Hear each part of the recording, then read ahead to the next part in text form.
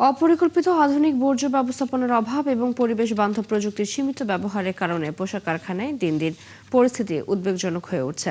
অন্যদিকে গ্রিন ফ্যাক্টরিগুলো উন্নত প্রযুক্তি ব্যবহার করে নিরাপদ এবং টেকসই উৎপাদনের দাবি করছেন ব্যবসায়ীরা। পাশাপাশি তারা বলছেন, পরিবেশ বান্ধব উৎপাদন প্রক্রিয়ায় বেশি গুরুত্ব দেওয়ায় বাংলাদেশের রপ্তানি আয় বৃদ্ধির সুযোগ তৈরি হয়েছে। হাবিবুর রহমানের তথ্য ছবিতে প্রতিবেদন। আধুনিক বর্জ্য ব্যবস্থাপনার অভাব এবং পরিবেশ বান্ধব প্রযুক্তির সীমিত ব্যবহারের কারণে পিছিয়ে পড়ছে কিছু কিছু কারখানা। অনেক কারখানার চিমনি থেকে নির্গত ধোঁয়া ও ক্ষতিকর গ্যাস বায়ু দূষণ বাড়াচ্ছে। এতে শ্বাসকষ্ট, অ্যাজমা ও অন্যান্য শ্বাসযন্ত্রজনিত রোগের ঝুঁকি বাড়ছে। অন্যদিকে গ্রিন ফ্যাক্টরির উন্নত প্রযুক্তি, আধুনিক বর্জ্য ব্যবস্থাপনা, জ্বালানি সাশ্রয়ী অবকাঠামো, বায়ু, পানি ও পরিবেশ দূষণ কমিয়ে দেশের টেকসই উন্নয়নে গুরুত্বপূর্ণ ভূমিকা রাখছে।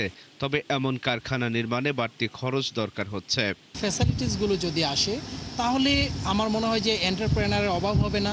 এরকম লিড প্লাটিনাম সার্টিফাইড আরও অনেক ইন্ডাস্ট্রি হয়তো আসবে এবং দেশ ও দশের জন্য অবশ্যই অনেক এ বিষয়ে বস্ত্র ও পাট মন্ত্রণালয়ের প্রতিমন্ত্রী বলেন, দেশের শিল্প খাতে পরিবেশ বান্ধব গ্রিন কারখানা এখন আর বিকল্প নয়, বরং সময়ের অত্যাবশ্যক প্রয়োজন হয়ে দাঁড়িয়েছে। গ্লোবাল ডিমান্ডের মাঝে আমাদের টিকে থাকা একটা বড় চ্যালেঞ্জ।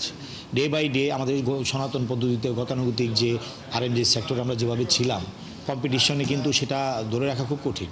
এক্ষেত্রে এই ফ্যাক্টরিগুলোর অবদান অনেক বেশি। আর বাণিজ্যমন্ত্রী বলেন, গ্রিন ফ্যাক্টরি শুধু পরিবেশ রক্ষা করছে না, এটি দেশের রপ্তানি আয়ের অন্যতম প্রধান ভিত্তি হয়ে উঠেছে। এই ফ্যাক্টরিটা যদি আপনি ঘুরে দেখেন, এত পরিবেশ বান্ধব। আপনি ডাই হাউসে ঢুকেন, অ্যাবসলিউটলি ড্রাই একটা ফ্যাসিলিটি, এবং যে সমস্ত মেশিন থাকাটাই যথেষ্ট না, সেই মেশিনের মেনটেনেন্স এবং সেই মেশিন থেকে প্রোডাক্টিভিটিটা আদায় করে আনা, প্রসেসটার মধ্যে তার শ্রমিকরা যেন ওন করে কাজ করে সেরকম ইনসেন্টিভ তৈরি করা। বাংলাদেশের শিল্প খাতে পরিবেশ বান্ধব গ্রিন ফ্যাক্টরি হিসেবে 280টি পরিবেশ বান্ধব কারখানা রয়েছে। আল ইমরান, ৭১।